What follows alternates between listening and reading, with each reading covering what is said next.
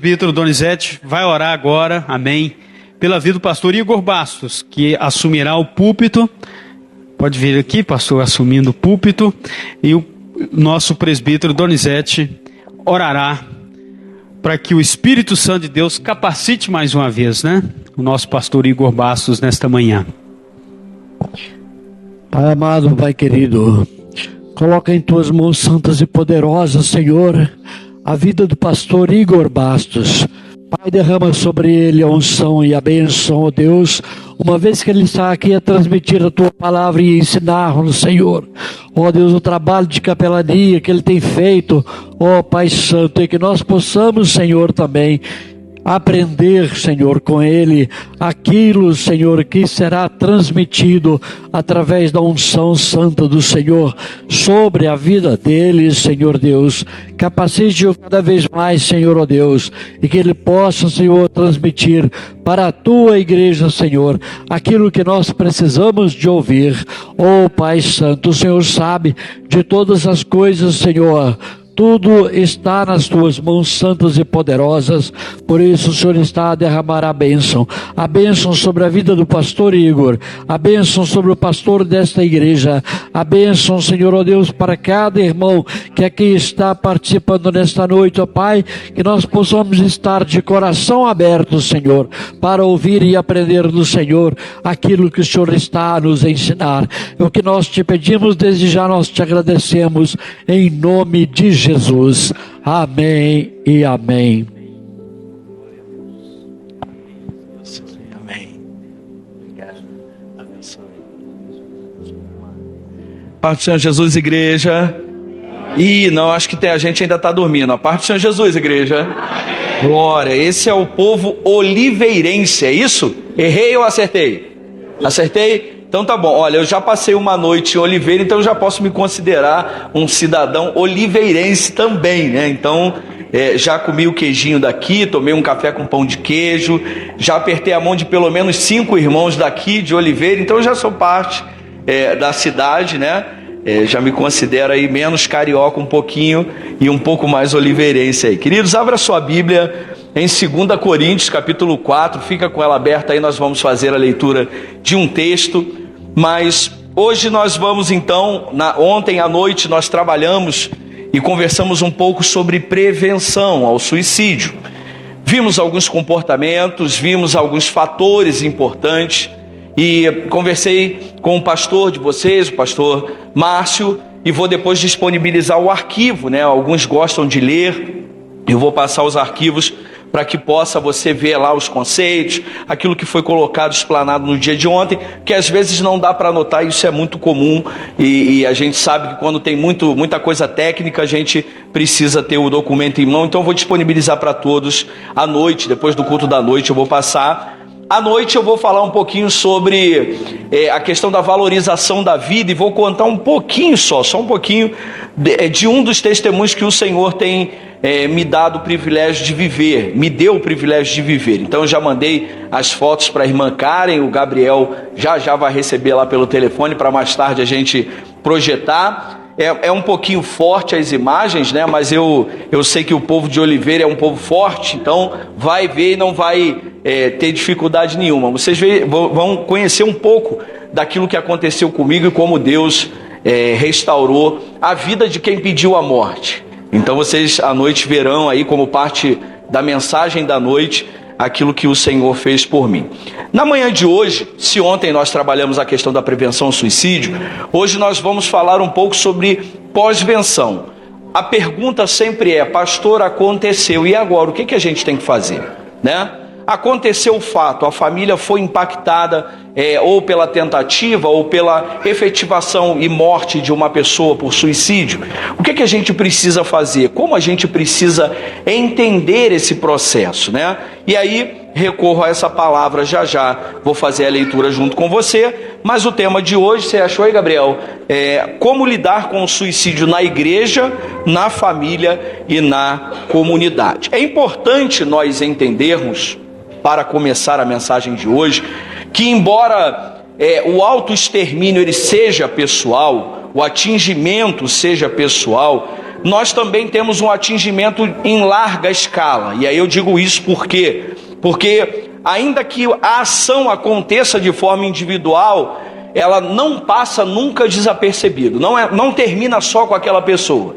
Nós olhamos as estatísticas, né, e todo aquele que se torna vítima primária do suicídio, além dele, pelo menos de 10 a 15 pessoas são atingidas também por conta dessa morte.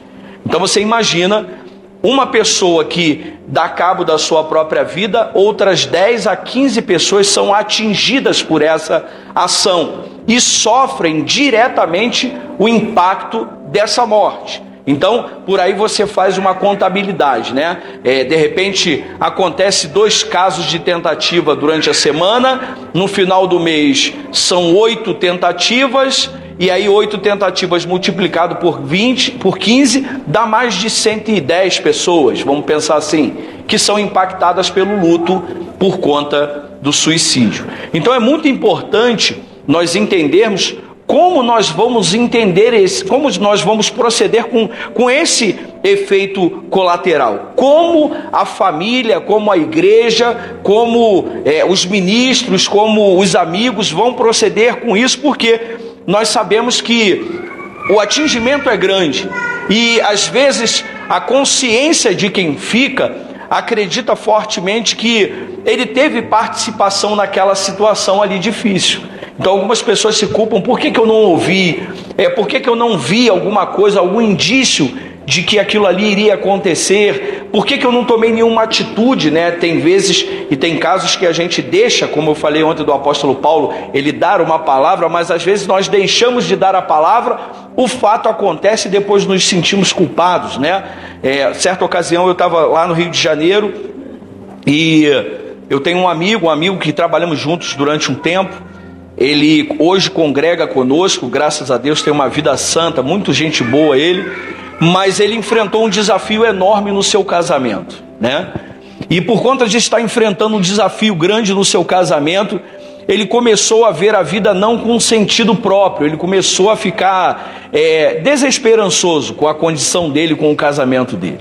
E certa feita, nós estávamos na estação do metrô, eu cheguei na estação, ele estava um pouco mais distante de mim, ele não me viu, eu ia pegar o metrô no sentido contrário, e quando eu o olhei à distância, eu cumprimentei e falei com ele: poxa, eu vou pegar, não vou falar o nome para preservar ele, né? Vou pegar o metrô no sentido Pavuna, né? Ele ia pegar sentido centro do Rio, e a gente, de repente, mais tarde se encontra na igreja, coisa. Mas eu senti que ele estava bastante angustiado, né? E só no olhar a gente reconhece, quando conhece a pessoa, reconhece que a pessoa está passando algum transtorno, alguma dificuldade. E me posicionei no sentido contrário da estação, ele de um lado, de outro, a plataforma, uma plataforma só, não era dividida. E aí, o que acontece? Quando o metrô está próximo de chegar, esse amigo, ele tenta se projetar na linha do trem, do metrô, né? Da composição. E automaticamente, eu já percebendo a situação, eu pude impedi-lo. Eu segurei ele já praticamente com a metade do corpo indo para os trilhos, né? Ali, ele na plataforma, quando ele ia se projetar, eu consegui puxar ele.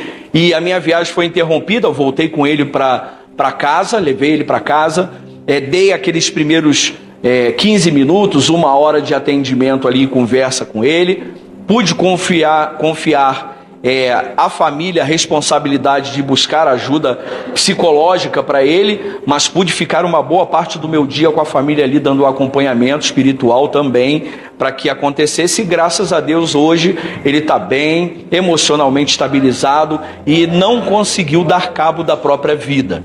Então, às vezes nós vemos os detalhes, né? E para todos aqueles, como eu falei, o impacto é tão grande que para todos aqueles que ficam, o nome que é dado técnico é sobrevivente.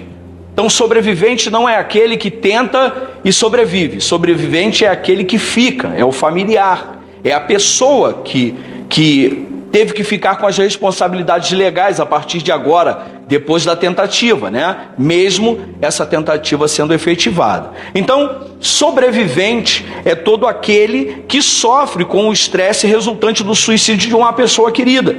E esse estresse é interessante que o grau de estresse é tão grande que ele é comparado a um estresse de guerra. O trauma é tão grande na vida da pessoa que sobrevive ao familiar que fica com a lembrança, com tudo que foi vivido e passado, que esse trauma é comparado a um trauma de guerra. Então, para você ter noção do impacto emocional que a pessoa tem quando participa, ou é amigo, ou é familiar de alguma pessoa que tentou o suicídio. Então, logo após a perda de alguém, o que nós sentimos é a forte sensação de insuficiência emocional. Ontem eu falei um pouco sobre isso, né? A questão das emoções influenciam muito a nossa condição. Então, quando nós perdemos alguém, a nossa sensação é a sensação de insuficiência emocional. Nós não sabemos se vamos conseguir enfrentar aquele desafio do novo sem a pessoa, né? E enfrentar o desafio emocional de reconstruir tudo a partir daquela tragédia na família. Então, automaticamente, o que nutre o nosso coração é justamente essa insuficiência e essa incapacidade em acreditar de que não daremos conta daquele sofrimento. Então, a angústia toma conta do nosso coração, os questionamentos tomam conta do nosso coração e às vezes nós temos a sensação de que vamos ser consumidos por aquilo. Quando eu digo isso é um sentimento que o luto promove. Então, às vezes você pode sentir isso não só por conta de uma morte dada pelo suicídio, mas o luto em si, ele já oferece isso para o nosso coração. Então, se você perdeu alguém, se você perdeu de repente, o luto ele também não é vivido só por morte, você tem outros tipos de luto. Então, por exemplo, o luto porque mudou de lugar, você sente falta do lugar de origem que você era. O luto pela perda de um emprego, né? São os lutos que a gente não considera legitimados, né? O estudo diz que é um luto não legitimado. O luto pela perda de um bichinho de estimação, né? Morreu o bichinho, a gente fica com aquela sensação de angústia dentro da gente, né? Parece que a gente não vai conseguir lidar com aquilo. Então os sentimentos, eles são aflorados quando nós enfrentamos a perda de alguma coisa, o desligamento, o rompimento da afetividade com aquele objeto que partiu. Então nós temos essa sensação, nós começamos a ter o nosso coração consumido por questionamentos, né? Questionamentos se nós temos condição de continuar, se realmente vai valer a pena continuar vivendo depois daquela perda. Às vezes há dúvida se vamos conseguir, e aí uma palavra que a gente usa muito, né? Superar a dor daquela perda. E aí eu sempre digo isso, a palavra superação, ela nunca cabe para aqueles que perderam alguém, seja por morte, por suicídio, morte natural, ou seja como for. Superar não é a palavra para esse tipo de dor, porque ninguém supera essa dor. Você dormirá hoje e acordará amanhã e ela estará lá com você. O que nós usamos como palavra para identificar o luto e o espaço que ele precisa ocupar dentro do nosso coração é ressignificar. Então, você aprenderá a lidar com essa dor a ponto de torná-la paz dentro de você. Você transformará a dor aguda em saudade saudável. Então isso vai fornecer a você condições de continuar. Quando você vai ajudar alguém, alguma família, pastor, eu não tenho nem palavra, como é que eu vou dizer alguma coisa da parte de Deus para essa família que sofre o padecimento por conta da perda de alguém que tirou a própria vida? O que eu vou dizer? Né? O que eu vou fazer? Você vai fazer justamente isso que eu acabei de dizer agora. Fortalecer os fatores de proteção, conforme nós falamos ontem, né? Os fatores de proteção. Eu sempre, quando dou atendimento, eu digo o seguinte: essa pessoa construiu bons laços com você? Na maior parte das vezes, sim. E aí eu digo para essas pessoas, são essas ações, essas vivências que precisam ser rememoradas, vivenciadas, lembradas. É justamente essa vivência que precisa ser recordada. Então, ainda existe um percurso longo de restauração da alma pela frente, mas a partir do momento que você consegue encontrar paz, você ressignifica aquela dor. E ressignificar é justamente o quê? Dar um novo sentido, um novo significado. ela não deixa de existir, mas ela passa a existir numa forma completamente diferente daquilo que se apresentou inicialmente. Então, por exemplo, nós temos aqui pessoas que perdeu alguém que amava há pelo menos 15 anos. Você tem alguém que faleceu, que tem pelo menos uns 15 anos? Tem muita gente, tá vendo? O que acontece? Hoje você lembra com saudade, não lembra dessa pessoa?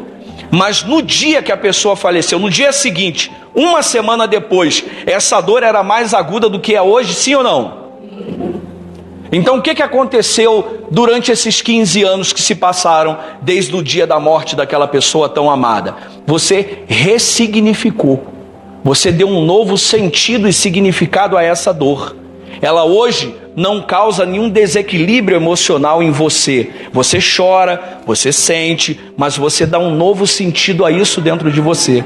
Você não valoriza mais a morte, mas passa a valorizar mais as experiências que aquela pessoa viveu junto de você. Então aí é que é bacana nós pensarmos, né? E aí, como eu disse ontem na palestra, né? Nós somos seres de reação. Lembra que eu falei do comportamento? O comportamento é um conjunto de situações que somadas nos fazem reagir a um fator interno e externo. Então, isso é o comportamento. Nós somos seres de reação. Então, ninguém vai passar por essa vida passivo a ponto de não responder ou corresponder às circunstâncias da vida.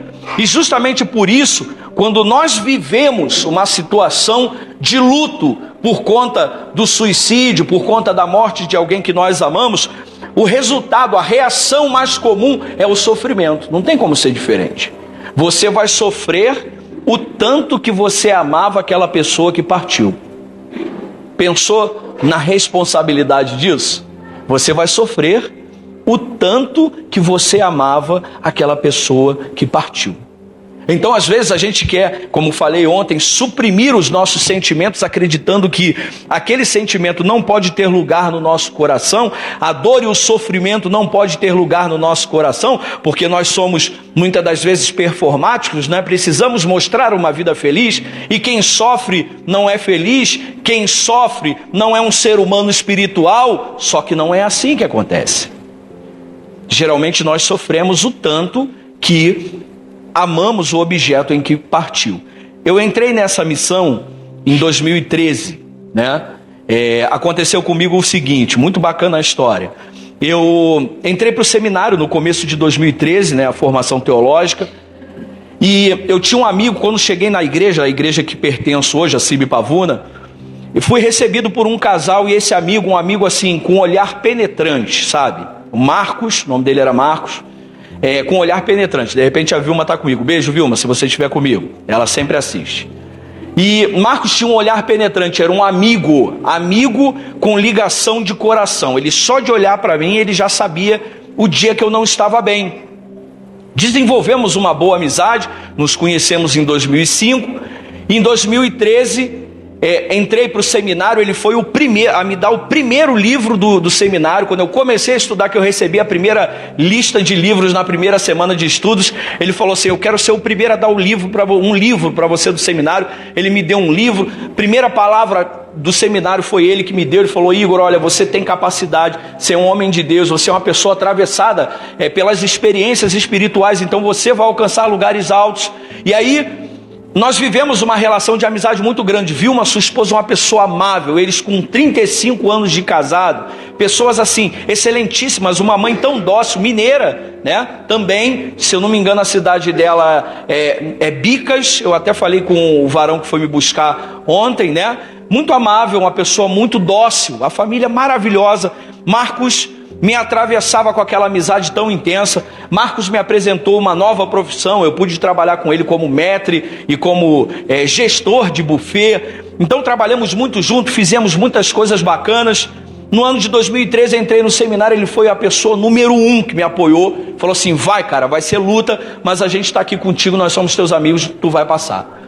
Segundo semestre de 2013, mês de agosto, no dia 26 de agosto de 2013. Marcos já estava 10 dias em casa por conta de uma torção no pé. Eu vou contar a experiência, mas a gente volta para a palavra depois, porque eu quero que você entenda o atravessamento desse sofrimento, né? Marcos sofre um acidente num trabalho, escorrega, torce o pé e fica em casa 15 dias com o pé imobilizado, né? Uma bota até a altura do joelho, sem poder pisar no chão, com auxílio de muletas. Ele, então, com 52 anos de idade, ia completar 53, estava lá naquela condição triste, porque não estava conseguindo trabalhar, e eu fui visitá-lo. E conversei com ele, falei para ele: Marcos, você fica tranquilo, porque nós vamos te dar todo o suporte financeiro. Você pode ficar tranquilo, as contas de luz, conta de água, o mantimento, que você tiver de conta, na segunda-feira eu venho buscar, a gente vai fazer o acerto e pode ficar tranquilo que o tempo que precisar a gente vai segurar a onda junto contigo. Passei o dia com ele, tomamos café da manhã juntos, fiz o almoço, almoçamos juntos, isso na casa dele, tomamos o café da tarde e eu fui para uma reunião na igreja e deixei ele em casa. E aí, ao sair de casa, ele falou assim para mim: Igor, eu quero que você faça uma promessa para mim. E aí eu falei para ele assim, Marcos, olha, não faz parte da carteira evangélica promessa é da igreja católica. Os irmãos católicos é que fazem promessa, evangélico não faz parte da carteira promessa, então eu não vou fazer promessa. Ele falou: não, eu quero que você me prometa que você vai cuidar da minha família. Eu falei: cara, não estou cuidando nem da minha, irmão, tá ruim de cuidar da minha beça, tá pesadão, pô, como é que eu vou cuidar da tua? Ele falou: não, eu quero que você me prometa que você vai cuidar da minha família. Eu falei: tá bom, cara, não, eu quero que você me prometa, repete, eu prometo cuidar da sua família. Tá bom, Marco, eu prometo cuidar da sua família. Saí da casa dele em torno de 7 da noite, quando foi 9 da noite, a Vilma me liga desesperada e diz assim: Igor, corre pra cá, que o Marquinho, tá acontecendo alguma coisa com o Marquinho, eu não sei o que é. Corremos para socorrê-lo, ele começou então a questão do infarto, né, em casa, e consegui tirar com vida, ele ainda tinha abatimento, ele ainda estava respondendo os sinais vitais. Botei ele no carro, socorri. Quando chega no meio do caminho, para chegar na unidade de pronto atendimento, o Marcos segura na minha camisa, olha no fundo dos meus olhos assim, dá uma respirada funda, fala assim: ó, não esquece da promessa, e morre, deitado no meu colo. E eu bati no rosto dele: Marco, vamos embora, Marco. E o carro acelerou, botei ele numa cadeira de roda, entrei com ele na sala vermelha. Os médicos reanimaram, injetaram adrenalina nele, fizeram todo o procedimento. Depois deu choque primeiro, depois a injeção, e fez a manobra. E ficaram o tempo inteiro ali fazendo a manobra, e eu do lado de fora da sala olhando pelo vitrô da porta. Eles tentaram reanimar Marcos e Marcos não voltou. E eu fiquei com a notícia da morte. Recebi o primeiro impacto, mas a esposa dele estava em casa esperando a gente voltar. Quando eu cheguei em casa, a Vilma olha para mim e diz assim: cadê o Marcos, Igor? Tá fazendo medicação, só que eu já tinha tirado a aliança dele, o relógio que ele estava no pulso, a aliança dele estava na minha mão, o relógio estava no meu pulso. E aí a Vilma me pergunta: e aí, Igor, ele está fazendo medicação? Eu não consegui expressar em palavras, eu abri a minha mão e mostrei a aliança dele na palma da minha mão para ela. Ela olhou para mim e falou assim: você vai ter que trazer ele agora, porque foi você que levou ele daqui. Traz ele agora. Você levou ele daqui vivo, traz ele agora. Eu fui impactado pela dor 2 vezes, a dor de ver o meu amigo morrer e a dor da esposa de ter que dar a notícia para ela. E eu sendo atravessado com aquilo ali, eu abracei ela, ela começou a me socar assim, aqui assim, né, me batendo. Eu agarrei ela, abracei, como dominando ali um touro bravo, né, abracei ela e ela se acalmou. E aí começou a chorar, nós choramos juntos. Eu fiz todo o processo, preparação do reconhecimento, preparação do corpo, funeral, documentação, a cerimônia, o sepultamento. Eu fui até o final, porque ele foi comigo em todos os finais que eu cheguei. Então, eu a partir daquilo ali fiquei com uma palavra. E qual foi a palavra? Cuida da minha família. E eu falei: meu Deus, como eu vou fazer isso, né? Cuidar da família de alguém que eu amei tanto, e a família que eu tanto amo, se às vezes eu me sinto insuficiente para cuidar da minha. E muitas das vezes nós tivemos momentos chorosos de abraço, de recordação, fotos. A gente tem muita foto junto, e naquela época a foto não é igual é hoje, né, digital, que só fica no telefone. Nós temos álbuns de foto em que eles estão, nós temos fotos impressas, né, álbuns de família onde eles estão. Eles viram os nossos filhos pequenininhos, Eles eram o tio e a tia e agora não tem mais. Então eu fui atravessado por essa dor, aquela família foi atravessada por aquela dor, e a partir do momento eu falei, poxa, eu fiquei com uma responsabilidade. E qual responsabilidade eu fiquei? De cuidar das famílias. E começou a partir daquilo ali, então, no caso a morte, entrar na minha carteira de trabalho de forma assim, imediata. Às vezes eu fazia 10 funerais na semana, porque o amigo do amigo do amigo, a mãe do amigo dele faleceu e era o pastor Igor que ia fazer. Então a partir dali eu comecei a estar de frente com aquela dor, e o fato de eu ter perdido meu amigo e olhar a necessidade de muitas famílias me fez entrar para a capelania. O fato de eu estar aqui com vocês hoje, de certa maneira, ainda que basicamente instruindo vocês a olharem para essa questão do luto, né? Ontem a questão da prevenção, hoje a questão do luto, é justamente dizendo o seguinte: isso traz um novo significado para o sofrimento daquele que sofre. Quando você se permite estar junto, caminhar num ressignificado com ele perdeu o mundo, e aí você imagina o sofrimento. Quando eu digo sofrimento, não é só uma palavra simples, é aquele chá da tarde que deixou de existir, é aquele abraço tão amoroso que deixou de existir, é aquela presença que trazia tanta alegria e que agora já não traz mais. Então existe um mundo, né? A gente chama isso na técnica de mundo presumido. O mundo presumido foi construído, mas a partir de agora a gente vai precisar aprender a viver novamente sem a presença daquela pessoa que a gente ama. E aonde eu e você entramos nisso? De repente, se você é um familiar de alguém que tentou, e você, o sobrevivente, sofre hoje por conta dessa tentativa, você que está pela internet, o caminho é justamente esse que eu falei: você ressignificar essa dor e trazer um novo sentido, guardando as memórias vividas, porque isso a morte não leva, os atravessamentos da vida a morte não leva, a morte vai levar o corpo físico, a presença física, mas todo o atravessamento de memória a morte não leva, a história vai continuar aí. E aí o que se faz? Esquece? Não. Ocupa-se o lugar? Também não. Você dá um novo sentido àquela história. E aí eu sempre digo isso: das criaturas feitas por Deus, criadas por Deus, o ser humano é o único ser criado que tem a capacidade de buscar força nas memórias. E aí por que eu digo isso? O profeta Jeremias diz isso: quero trazer à memória o quê? O profeta Jeremias diz isso. Quando nós revisitamos e ressignificamos toda a experiência de vida que nós tivemos com aquela pessoa, com aquele ente querido, nós temos a oportunidade de viver as emoções sadias novamente com um novo sentido. É duro nós não termos a pessoa ao lado? Sempre vai ser. Vai fazer falta a vida inteira, até que seja você o próximo a descer à sepultura por conta da morte. Mas nós temos como dar um novo sentido a isso. Então nós precisamos entender que a nossa resposta mais comum a essa dor, a essa intensidade, às vezes que o suicídio oferece, às vezes que a morte repentina oferece, às vezes que o deslocamento de um local para o outro oferece, o rompimento de um trabalho oferece, a perda de um pet oferece, o rompimento de uma amizade oferece. A resposta natural que a gente vai dar é o sofrimento. É sempre o sofrimento. Só que nós precisamos aprender a lidar com isso de forma sadia.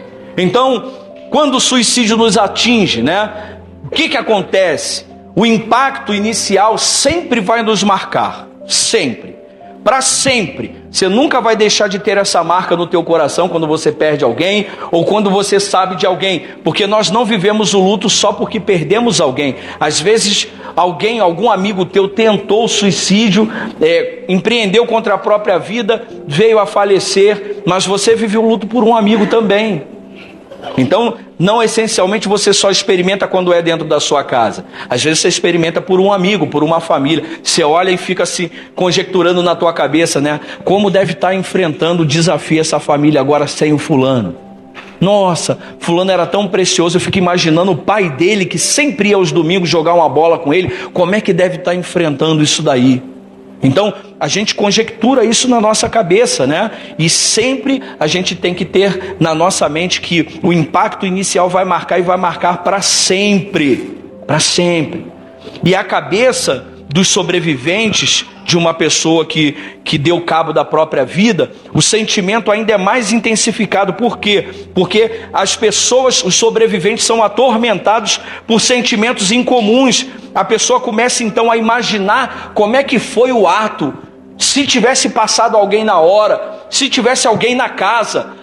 A angústia se torna maior porque ela começa a tentar achar alternativas para corresponder àquela morte, acreditando que ela poderia intervir e cessar aquela situação. Mas aí eu digo uma frase do Major Munhoz de São Paulo, né, o Major do Corpo de Bombeiros. Ele diz o seguinte: a cadeira da coautoria, ela sempre está vazia.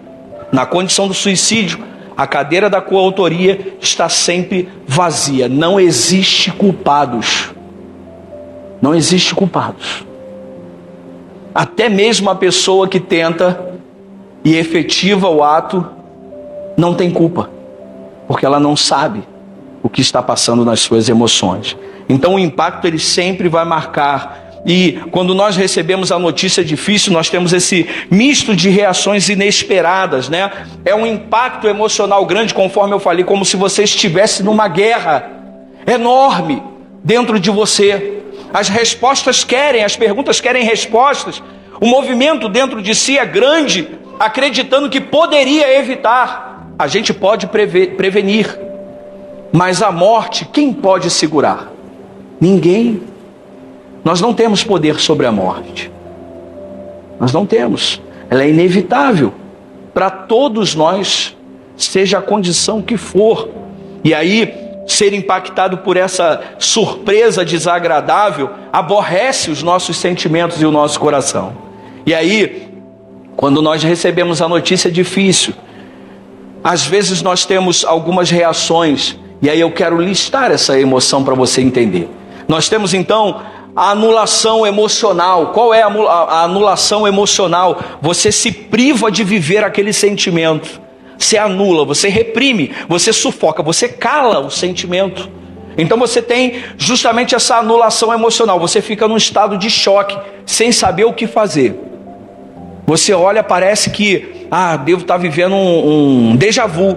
Daqui a pouco volta, a pessoa vai bater aí na porta de novo. Isso daí é mentira, não está acontecendo. A gente tem então a anulação emocional. Nós temos as reações físicas. E que reação físicas são essas? Às vezes a gente tem a sensação de que tomamos um soco no estômago. Você começa a ficar embrulhado, falta apetite. Entendeu? Tem pessoas que chegam a até fazer vômito por conta do nível de tensão no seu coração, mas parece que você tomou um soco no estômago. Existe também a negação do fato, conforme eu falei, não, peraí, vai bater aí daqui a pouco, tem alguém passando uma notícia errada. Quando eu comecei a dar notícia para os amigos acerca do Marcos, essas pessoas falavam assim para mim: Igor, impossível, Igor. Falei com o Marcos hoje cedo. Falei, mas não, ele morreu na minha mão, cara. Quando eu passei a notícia ainda lá na unidade de pronto atendimento, veio uma chuva de amigos lá querendo entrar, querendo ver, se despedir dele lá na hora. E eu estava com aquela responsabilidade de segurar todo mundo ali e não querendo acreditar. Eu estava vendo o corpo do Marcos, mas estava no meu coração e no meu interior dizendo assim: pô, ele está brincando, não é possível. Olha a cara dele, ele vai levantar daí. Então é muito natural, lembra que eu falei, a nossa reação é o sofrimento, e o sofrimento promove essas reações, a anulação emocional, as reações físicas, a negação do fato, e atribuir também o ocorrido a outras circunstâncias. Às vezes a gente diz assim, pode ter sido um assalto. E se for um acidente? E se por engano, em vez de pegar o comprimido A, pegou o comprimido B? A gente atribui o ocorrido a algo que não é de fato o que aconteceu. Então é comum, ao enfrentarmos uma perda trágica, nós pensarmos que não deveríamos ter esse sentimento de dor e pesar. Às vezes a gente diz assim, não, olha, eu vou suprimir essa emoção aqui, vou guardar aqui porque eu preciso resolver tudo, porque eu preciso responder às pessoas, porque eu preciso estar forte. Mas sofrer também é característica de quem é forte. Se nós não damos espaço, nós suprimimos os sentimentos e tornamos esses sentimentos em uma patologia, em uma doença. O corpo vai responder. Ontem estava conversando com o Emerson sobre isso. O corpo, ele vai responder sempre. Sempre. Então, a negação, às vezes até a negação sadia, né? Aquela coisa momentânea, que você olha e diz assim, pô, não é possível. Mas logo após você é alcançado pela realidade, essa negação sadia, ela é um para-choque emocional, ela faz bem, mas esse lugar de negação é um lugar onde a gente não pode ficar. Não pode ficar, porque senão nos priva desse enfrentamento. Então, a partir dessas reações, desse sofrimento, dessas reações emocionais, nós começamos então a viver uma turbulência emocional. A turbulência emocional. Nós somos visitados, além dessas situações, nós somos visitados por outros sentimentos também que provocam esse turbilhão que às vezes nós não conseguimos mensurar. E eu sempre digo isso, né? Nesse processo de ressignificação da vida, nós vamos falar sobre o sentido da vida à noite, mas nesse processo de ressignificação da vida, terão dias em que você lembrará fortemente da perda que você teve. Estará choroso, às vezes não vai dar vontade de levantar da cama, mas tem dias que você viverá a vida de forma integral. Vai à festa, vai fazer compras, arruma a casa, faz aquela melhor comida. Então o que é isso? A gente chama isso na técnica de processo do ou do luto. Nós somos às vezes, diante de uma perda grave, orientados para a perda. E lá na perda nós olhamos. Aí, em alguns casos, nós evangélicos temos dificuldades em aceitar isso, mas eu vou deixar essa responsabilidade com você em avaliar a minha fala, como certa ou errada para você. Tem pessoas que, quando se lembram do ente querido, pega a foto, pega o álbum para recordar, abraça o travesseiro se for recente, guarda uma peça de roupa para sentir o cheiro. Às vezes visita o túmulo no cemitério. Então, esse processo é um processo que precisa ser vivido, faz parte da turbulência emocional. E como você está num processo de ressignificação, a partir do momento que você perdeu e agora precisa aprender a viver sem aquela pessoa ao seu lado, mas dentro de você começa a dar um novo sentido e às vezes você precisa dessas ferramentas. Não há mal nenhum nisso. Eu até hoje, em todas as grandes decisões que eu tomo na minha vida, a fotografia do meu pai fica guardada dentro da minha Bíblia. Eu pego a fotografia do meu pai e converso com o meu pai. Eu não estou falando com um morto. Para mim não é isso. Ele está vivo dentro de mim, nas minhas memórias. Mas eu às vezes falo com ele, pai, tá vendo, pai, eu dei certo. Meu pai não me viu dar certo. Meu pai, quando morreu, eu ainda não tinha Cristo como Salvador. E aí você imagina, né? Eu tinha uma vida muito rebelde mesmo, e filho de um delegado da Polícia Civil do estado do Rio de Janeiro. Eu, um rebelde que só fazia besteira, filho de um delegado. Meu pai não me viu vencer. E hoje, às vezes eu pego a foto, agora estudando, esses dias eu precisei fazer algumas provas, e aí eu peguei a foto do meu pai e falei assim, poxa pai, vou fazer umas provas, agora o teu filho vai ser doutor. E aí a memória veio todas as vezes que meu pai estudava de madrugada. Eu vi o meu pai debruçado sobre livros, né? Ele se tornou, fez o direito, fez a prova para delegado, passou, se tornou um delegado, já estava fazendo prova para o magistério, né, do estado do Rio de Janeiro. Então eu falei para ele, pai, olha pai, aquilo que você tanto queria está acontecendo no meu coração. Conversar com as memórias que eu tenho me traz paz, e não há mal nenhum fazer isso. Às vezes a gente não revisita essas experiências porque a gente tem medo em achar que nós estamos falando com os mortos, mas não é. Lembra que eu falei, você vai sofrer o tanto que você amou a pessoa que partiu, não é assim? Tem como apagar a história, irmão? Porque morreu a história junto com você, com a pessoa que foi? Não tem como. Não tem como. Eu estava conversando com o pastor Márcio ontem, contei para ele a experiência de campo. Nós fomos fazer um evangelismo em Finados, no dia de Finados, e o pessoal que veio evangelizar comigo estava muito acostumado a evangelizar de forma ostensiva, né? Entregar o folheto, Jesus te ama, não vem no cemitério não, que isso é coisa do diabo, e não sei o quê. E aí eles começaram a evangelizar pessoas de outras igrejas. Eu estava responsável pelas equipes. Eu falei, pessoal, peraí, vamos dar uma segurada aí. Eu vou fazer uma intervenção para que vocês vejam, e a partir disso a gente começa a refazer o trabalho. A gente não está aqui para ferir memória de ninguém, a gente está aqui para oferecer o consolo e conforto de Deus. E sair com aquela turma para dentro do cemitério. E aí encontramos duas senhoras, aproximadamente, vamos pensar que a mais velha tinha 80 anos e a outra tinha 70, vamos pensar. Estavam lá de frente a um túmulo bem antigo, com uma caixa de velas na mão, e a mais nova, de 70 anos, estava arriada para acender as velas, ainda não tinha começado.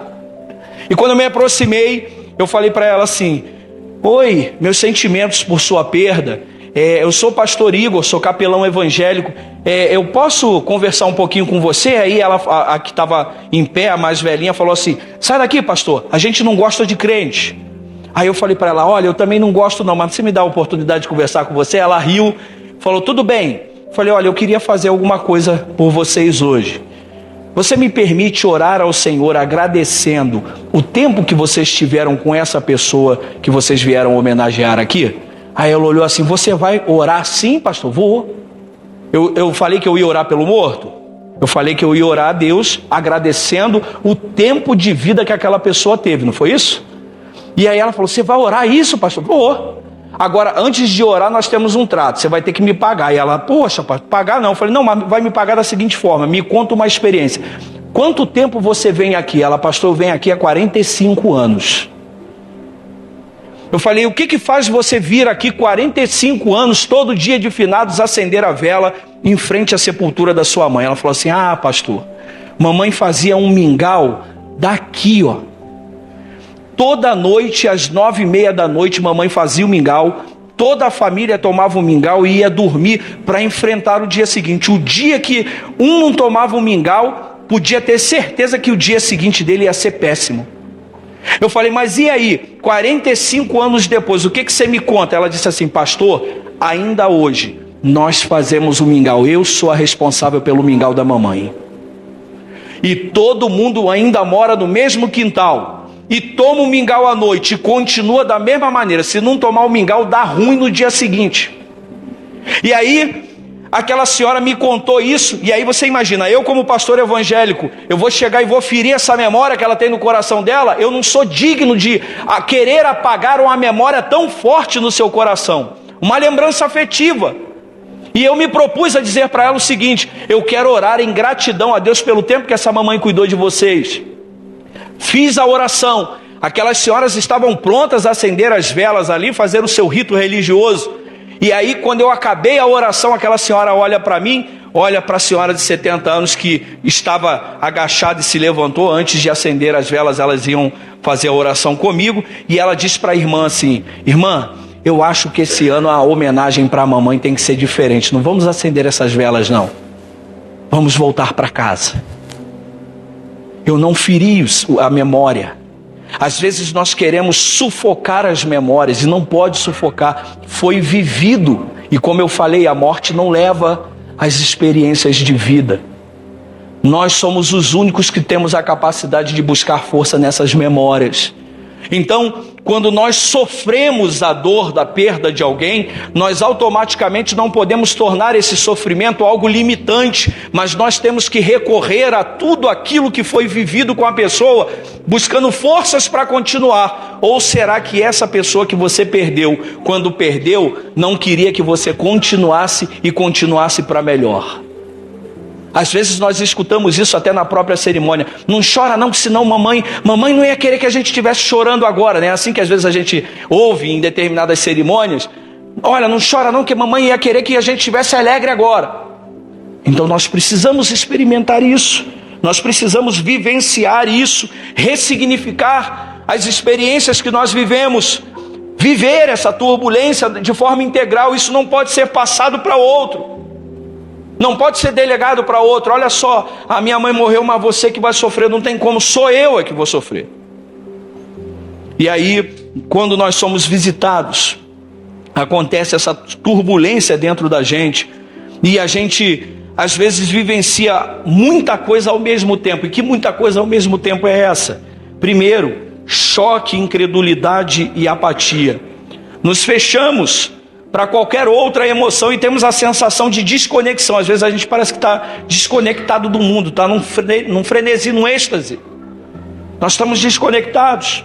Nós experimentamos às vezes nessa turbulência emocional distração, lamento, desespero. Igual eu falei ontem, as emoções ficam incontroláveis, nós ficamos sem energia. Às vezes dá vontade de chorar o dia inteiro. E aí você fala assim para mim: ah, pastor, chegou a irmã lá em casa, eu estava num desses dias tão ruins, e a irmã falou assim: vamos querer, levanta de sair, para de chorar, vamos, a vida está aí. Não, às vezes precisa chorar o dia inteiro, você vai chorar o dia inteiro. Eu sou muito fã da experiência, né? E gosto de ver o resultado que a experiência permite. E eu não consigo, me recuso a acreditar que o nosso Deus, o meu Deus, o seu Deus, o Espírito Santo que trabalha dentro de mim e de você, permite que esse sofrimento nos alcance para nos danificar. Eu me recuso a acreditar nisso. E por isso vim aqui dizer para você hoje: não há nenhum sentimento, por mais doloroso que seja, ou emoção, por mais dolorosa que seja, que veio para lhe prejudicar. Isso veio para transformar, para dar um novo significado à sua vida. E de repente você experimentou isso e vai começar a encarar dessa forma, e vai poder ofertar isso a outras pessoas. Isso não é algo que vai ficar só para você. A partir do momento, por que o diácono, o presbítero querido, me lembra o nome, presbítero? Donizete, o presbítero Donizete. Por que o presbítero Donizete, quando está lá, frente à diálise que ele precisa fazer, ele alcança aqueles corações? Porque ele está o quê? Sofrendo as mesmas coisas. E não há chancela maior, além, claro, do poder de Deus sobre nós, e indiscutivelmente isso é essencial, mas não há chancela maior para tornar algo positivo e transformador do que você ser visitado por aquilo, ser transformado e ofertar para outro o caminho que você passou. Lembra do caminho que eu falei ontem? Então as experiências traumáticas que nós vivemos, elas servem para nos fortalecer, e fortalecendo, instruir outros que estão passando pelo mesmo caminho. Não é a fazer as mesmas coisas que nós fazemos, não. Mas é dizer para ele o seguinte: olha, tem alguém aqui que já experimentou isso, eu sei que dói. Estou aqui, hein? Se precisar, nós vamos juntos. Isso faz toda a diferença. Então, às vezes, somos visitados por esse sentimento: rejeição, abandono, sensação de fracasso. Suicídio é uma despedida sem qualquer possibilidade de apelação. Não tem como a gente dizer assim: não faz não. Aconteceu e depois você recebeu a notícia, e agora? Não há condições de apelação, de repente dizer assim: não faz não, calma. A coisa é de forma abrupta. E aí às vezes nós nos sentimos abandonados. Poxa, por que o fulano me deixou? Eu já identifico logo uma cerimônia quando é a tentativa de suicídio e o suicídio consumado, quando eu chego e o parente diz assim: olha, por que ele deixou a gente?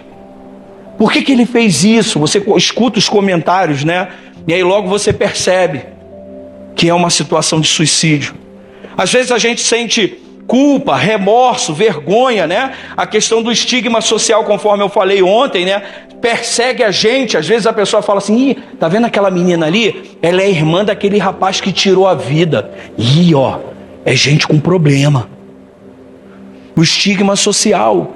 Às vezes nós passamos por isso, né? Às vezes nos sentimos culpados, acreditando que dá para reverter a situação, dá para ter domínio sobre a morte, né? Às vezes nos sentimos com remorso, porque poderíamos ter feito alguma coisa, e o nosso sentimento é sempre de insuficiência, nós não conseguimos alcançar. E aí, por último, nós somos sempre tocados pela ansiedade e pelo medo. Nós temos no nosso coração e tememos que aquilo pode acontecer de novo na nossa família com alguém também próximo. E aí você imagina, por que eu falei um turbilhão de emoções? Dentro desse processo do turbilhão nós vimos choque, incredulidade, apatia, distração, lamento, desespero, rejeição, abandono, fracasso, culpa, remorso, vergonha, ansiedade, medo. Tudo isso acontecendo simultaneamente dentro da cabeça da gente. Acontecendo.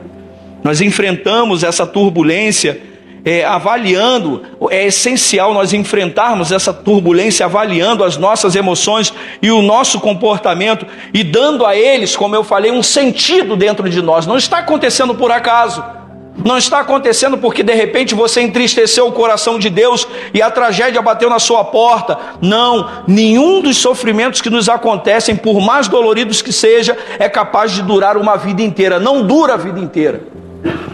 O sofrimento ele vai encontrar paz dentro de nós. E aí eu me atenho a Salmo capítulo 30, verso 5, quando diz: porque a sua ira dura só um momento, mas o seu furor dura uma vida inteira. O choro pode durar uma noite, mas a alegria vem pela manhã. Dura uma noite. Quando diz dura uma noite, nos deixa claro que o sofrimento tem um tempo. E esse tempo precisa ser respeitado. Lembra ontem que eu falei que às vezes nós fomos ensinados a fazer o quê? Tá chorando? Não chora não. Chora não que você é homem. A menina tá chorando? Não chora não, porque você tem que fazer isso. Nós somos ensinados a suprimir os nossos sentimentos. Não somos ensinados a enfrentá-los e ressignificá-los na nossa vida. Então, às vezes nessa jornada nós nos perguntamos, né? Uma pergunta que acontece de forma muito natural é: por que isso aconteceu? Você olha para a vida da pessoa e diz: um jovem. Eu atendi um caso de uma família que a menina tinha 16 anos de idade, nunca tinha tentado, tinha o seu emocional equilibrado, e a mãe sai para fazer uma compra no centro da Pavuna, quando volta encontra a filha morta dentro de casa. E aí quando eu vou fazer o sepultamento daquela menina, 300 jovens no cemitério tinha. Foram não sei quantos ônibus. Faltou lugar, não pôde fazer dentro de capela, teve que fazer dentro do cemitério com um caixão em cima de uma sepultura, porque tinha gente para tudo quanto era lado. E aí a mãe me abraça na cintura e fala assim: pastor, manda ela voltar, por que ela fez isso? Tem que ter uma explicação, ela estava bem, eu deixei ela bem em casa, por que ela fez isso? E não tem explicação. E aí, quando nós colocamos a urna da menina lá na gaveta, a mãe bota a cabeça na urna assim e diz assim: fulana, volta, para de brincadeira, está na hora de voltar. O desespero daquela mãe. Às vezes a gente se pergunta por que aquilo aconteceu. E aí a jornada do sobrevivente, como foi daquela mãe, passa por um processo de agonia, de questionamento, de ter a tendência comum de repetidas vezes ficar se perguntando por que aquilo aconteceu, querendo uma resposta, às vezes até insana, para algo que a gente não vai conseguir, porque, como eu falei, a cadeira da coautoria sempre está o quê? Vazia. Você nunca vai saber o porquê aquilo aconteceu, porque foi junto com a pessoa. Foi junto com a pessoa.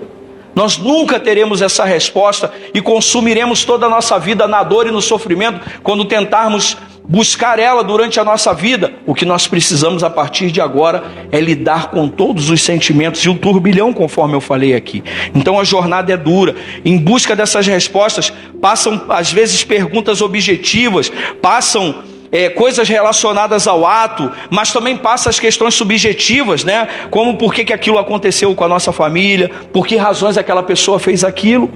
Mas quando eu olho para esse questionamento que a gente faz nesse processo de dor e de luto, essa realidade que às vezes é objetiva, tem como responder, às vezes é subjetiva, não tem como responder, eu consigo entender que dentro dessa pergunta existem alguns aspectos que nós precisamos olhar.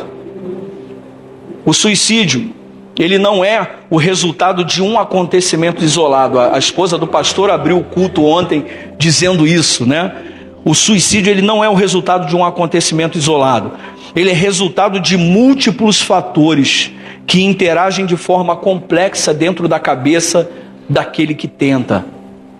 E aí, a gente entender esses fatores também é um caminho. Eu sempre acredito que a informação, ela é um caminho para a possibilidade de restauração. Mas que fatores são esses, pastor? A gente tem os fatores médicos e biológicos. As estatísticas dizem isso, que 2/3 do suicídio são resultado de depressão aguda ou de algum transtorno mental. Então tem algum transtorno, tem alguma coisa no biológico, e a gente consegue olhar isso, e isso é um fator que precisa ser tratado.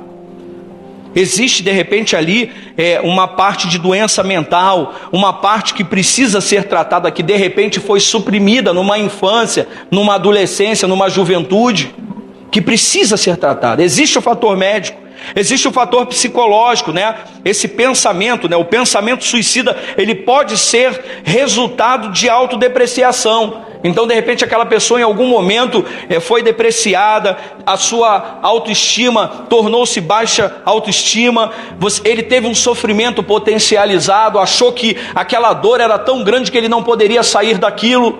Existem os fatores psicológicos. E como eu falei, existe também os fatores sociais, sociológicos. Quanto mais integrado a gente está com o humano, mais longe do suicídio a gente está. Então, pense nisso. Quanto mais perto de gente, menos pensamento suicida a pessoa pode ter. Por quê? Porque nós somos desenvolvidos nas relações humanas. Nas relações humanas. E aí, ontem foi interessante, eu fiquei um bom tempo esperando, eu cheguei na rodoviária 5h20, o rapaz foi me buscar em torno de quase 1h da tarde, meio-dia e pouco, 1h da tarde. E aí, o pastor falou assim, perdão, Igor, o irmão falou, perdão, Igor, você ficou tanto tempo esperando. Eu falei, sem problema nenhum. Eu estabeleci conversa com pelo menos 15 pessoas ontem nesse momento de espera. Cheguei na rodoviária, precisava usar o banheiro, a menina falou assim, para quem chega tem que pagar. Se o senhor estivesse indo, não precisava pagar não, mas como o senhor está chegando, tem que pagar. Eu falei, sério mesmo? Eu sou do Rio de Janeiro. Ah, o senhor é do Rio de Janeiro? E eu tenho uma prima que é de lá também, não sei quem, conversou 10 minutos comigo. Faz o seguinte, não precisa pagar não. Passou o bilhete, eu fui no banheiro. Primeira pessoa, número 1. Interação. E aí eu sentei, aí cheguei, tinha uma menina passando assim dos serviços gerais, fazendo a limpeza ali da rodoviária da parte de cima, onde tem a praça de alimentação. Falei, moça, chega aqui, o mercado municipal é perto daqui? Não, é pertinho, se o senhor pegar essa... Você pode me mostrar ali? Posso. Qual o seu nome? Eu sou fulano de tal. Oi, tudo bem? Eu sou Igor, eu sou do Rio de Janeiro. Ah, você é do Rio de Janeiro? Oh, que legal a gente receber. O pessoal do Rio é animado, né? Brincalhão, é divertido, né? Igual, divertido, né? Eu falei, poxa, que bom, ó. Que bom que o senhor está vindo aqui em BH, na nossa cidade, que maravilha, tá? Seja bem-vindo. Poxa, obrigado. Aí ela falou, olha, fica aí. Eu falei, posso fazer uma oração rapidinho para você? Fiz a oração rapidinho por ela ali e foi. Um estande da Boticário do meu lado assim, a menina maquiando. Estabeleci contato com a menina e assim foi. Aquele tempo de espera, né, dentro do mercado municipal, uma família que o rapaz era de Santos e o pai era daqui de BH, mas mora no Rio de Janeiro. Em Santa Cruz, estava visitando aqui, comprando queijo, comprando coisa lá. Aí veio, pastor, tu é do Rio também, tá aqui. A gente está comprando queijinho aqui, toma aqui um pedaço aqui, prova aqui, chega aqui, pastor, para provar o queijo aqui. Eu cheguei para provar o queijo. Quando eu fui almoçar, eu já estava com a barriga forrada, mas almocei mesmo assim, entendeu? Como é que nós somos desenvolvidos como pessoa? Através de o quê? Das relações. Então, quanto mais próximo de pessoas, mais possibilidade de nós trabalharmos as nossas emoções. Quanto mais distante de pessoas, mais enclausurado dentro do nosso sofrimento estamos e mais possibilidade para o suicídio teremos. Então, de repente, a solução prática é essa, gente. Lembra que eu falei ontem? O que às vezes a gente precisa quando o sentimento está tentando sufocar o nosso coração? Gente. O poder de Deus se manifesta através de quê? Gente. Deus conta comigo e com você para fazer essa obra de restauração e transformação, porque nós somos gente. O varão abençoado consegue atingir os corações, por quê? Porque experimenta a mesma realidade, interação de pessoas. A pessoa fala assim, peraí, se ele está passando a mesma coisa que eu, está otimista assim, peraí, eu preciso começar a olhar diferente. É natural que a gente olhe, por que ele está tão alegre se ele faz o triplo do que eu faço aqui dentro do hospital e está feliz? Interação. Interação. Quanto mais perto de pessoas, mais longe do suicídio nós estaremos. E aí você pergunta para mim: tá bom, pastor, eu já aprendi hoje os fatores, o turbilhão de emoção, o luto, que às vezes eu me movimento para o processo de dor, me recordando, me prendendo àquilo ali, chorando, sofrendo, mas às vezes eu sou encaminhado e orientado para o restabelecimento, para o ressignificar da dor. Eu começo a olhar com alegria, eu não me privo de ir nos lugares, eu vivo as experiências, eu já aprendi isso hoje. E aí, como é que fica depois? Como é que é a vida depois do suicídio? E aí, é interessante nós pensarmos que esse é um grande paradoxo para a nossa fé. Quando eu digo de pessoas que têm Deus no seu coração, pensa aí comigo se não é assim. A alegria, ela é forjada na tristeza. A morte conduz à vida. O sofrimento nos une a Deus. Como é que você sabe e começa a valorizar a vida, acreditando que essa alegria que você tem no seu coração precisa ser vivida na sua intensidade? Você só sabe o que é alegria porque um dia você sofreu. O varão com certeza prega o evangelho com mais força ainda agora, por quê? Porque ele está sofrendo. Você fala com a autoridade do amor de Deus para alguém que padece alguma situação, por quê? Porque você já foi atravessado por isso. Então, a alegria, ela é forjada na dor. É forjada na dor. Você vê que o que acontece com Jó? Jó perde tudo, literalmente tudo, até a saúde. Foi rapado até a última colherada do tacho dele, não tinha mais nada. E a mulher diz: olha, amaldiçoa esse Deus e morre. E aí ele responde para aquela mulher: sua louca, se nós recebemos o bem de Deus, por que não receberíamos o mal? Ele diz: se eu vivi a intensidade da bonança e da riqueza, por que agora que me faltam as coisas, eu também não viverei a sua integridade? Às vezes nós queremos viver o tudo quando tudo é alegria, mas não queremos viver tudo quando tudo é tristeza. E aí o corpo responde. E aí os traumas são construídos, as limitações são erguidas, e a gente não consegue avançar. Então, esse é o paradoxo da nossa fé. A alegria é forjada na tristeza. A morte conduz à vida. O sofrimento nos conduz à união a Deus. E aí, o sofrimento é um processo que faz com que o enlutado volte a viver. Sim. O bom processo do sofrimento é que traz de volta, passo a passo, novamente, aquele fluxo do rio de vida. E agora você começa a entender quão era importante as experiências que você teve. Essa experiência do luto também nos conduz a Deus, porque ainda que com esse turbilhão dentro da nossa cabeça, o sentimento de fragilidade é forte. E para Deus isso é muito bacana, porque você vê que o apóstolo, se eu não me engano, o apóstolo Paulo dizendo: quando estou fraco, aí que estou. É justamente nessa fraqueza é que o poder de Deus se manifesta. Assim diz a palavra. É agora, com esse sentimento de vazio que você e eu temos, por conta desse espaço que nunca vai ser ocupado, nem mesmo por Deus. Esse espaço vazio que a gente tem dentro da gente, é isso que nos leva em direção a Deus. E aí, nos traz de volta à vida. Algumas pessoas costumam dizer que o sofrimento e a tragédia são evidência da inexistência de Deus. Ah, se Deus existisse, por que existe o sofrimento? Mas não existe escola melhor do que a escola do sofrimento.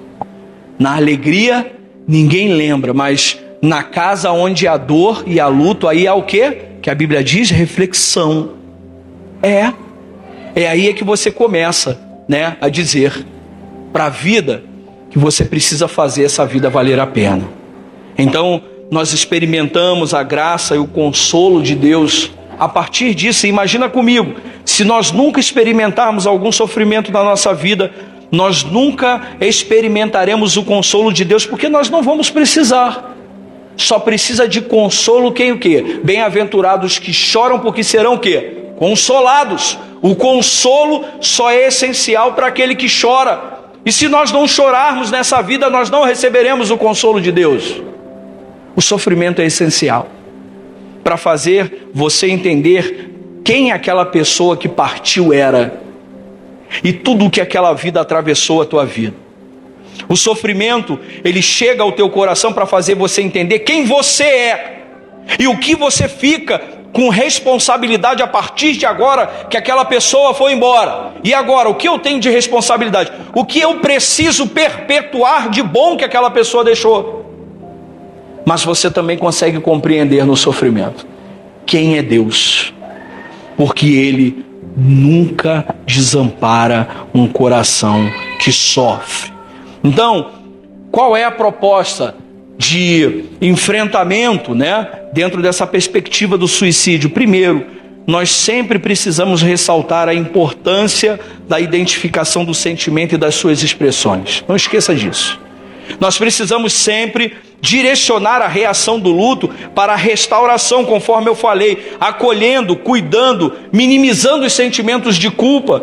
Nós precisamos desmistificar o suicídio, permitindo a pessoa compreender que, como eu falei, a cadeira da coautoria deve sempre estar vazia. Não há responsáveis por aquilo, a não ser a própria pessoa. Não há. Reconhecer os limites do nosso coração e as potencialidades dele, e assim poder encontrar paz no processo, ressignificar. E aí, aonde a igreja entra nisso? Grupos de apoio. Sempre lembre disso. Isso pode acontecer através das celebrações, como está acontecendo aqui. Isso acontece com muito mais facilidade na célula aonde você está participando. Grupos de apoio.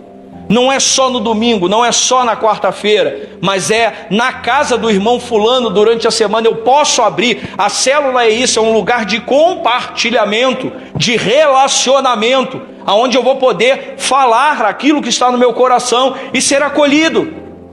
Então esse espaço é um espaço onde você vai promover saúde espiritual, saúde emocional, e vai ter a oportunidade de trazer paz a esse coração que sofre pela perda de alguém. Qual é a instrução de hoje? Termino. Lembre-se disso. Nesse turbilhão de emoção, você vai vivenciar coisas que você nunca vivenciou. E você vai precisar dar voz. Pode passar para o último, abençoado. Então, qual é o melhor a se fazer? O melhor a se fazer é o quê? Ressignificar. Você pode repetir comigo? O melhor a fazer é ressignificar. É ressignificar. Existiu uma história de vida junto de você, e isso não pode morrer com a morte da pessoa. E se você ficou como sobrevivente dessa dor tão aguda, a responsabilidade está com você, de continuar fazendo com que essa memória nunca deixe de existir. Lembre-se disso. Não abandone a vida. Ressignifique todo esse mundo a partir de agora por conta dessa perda. O que eu disse aplica-se à questão do suicídio, aplica-se à morte de uma pessoa querida, a um rompimento de alguma coisa. Sempre se aplica a um momento de dor aguda que a gente sente. Eu queria fazer uma oração com você rapidinho. Feche os seus olhos. Ó Deus, nós te damos graça, Pai, porque nessa manhã o Senhor nos instruiu na Tua palavra, e como disse o apóstolo Paulo em 2 Coríntios, nós não podemos desanimar, pelo contrário, nós precisamos fortalecer o nosso interior dia após dia. Como disse o apóstolo Paulo na sua palavra, esse momento de tribulação e turbulência que passa nos nossos corações vai produzir em nós um peso de glória que não tem comparação. Nós precisamos todos os dias olhar para esse sofrimento que nós passamos e entender que Ele é a porta que dá a entrada para um mundo novo, um mundo repleto de vida, de restauração, de oportunidades. Ó Deus, o sofrimento é temporal. A Tua palavra nos garante isso, que o choro pode durar uma noite, mas a alegria vem ao amanhecer. Existe um tempo, e nós aprendemos hoje que esse tempo precisa ser respeitado. Passa conosco, ó Deus, passa conosco por esse vale, por esse desafio. O nosso coração está tão apertado, às vezes nós acordamos tão tristes e decepcionados porque nós não temos essa pessoa, porque nós perdemos o amigo, o familiar. Mas o Senhor é aquele que passa conosco no vale da sombra da morte. Ó Deus, muito obrigado, porque o Senhor nos dá a certeza de vitória, mas nós precisamos nos entregar às experiências, vivê-las, não suprimi-las, acreditando que o Senhor é um Deus que dá um novo sentido para tudo aquilo que precisa se fazer novo de novo. Obrigado, ó Deus, pela Tua instrução nessa manhã. Que o Senhor venha afundar essa semente que foi plantada no coração dos Teus filhos. Que em nome de Jesus, Pai, todos nós possamos alcançar um novo sentido para a nossa vida. Oramos assim, confiados no Teu poder. No nome santo de Jesus oramos. Amém.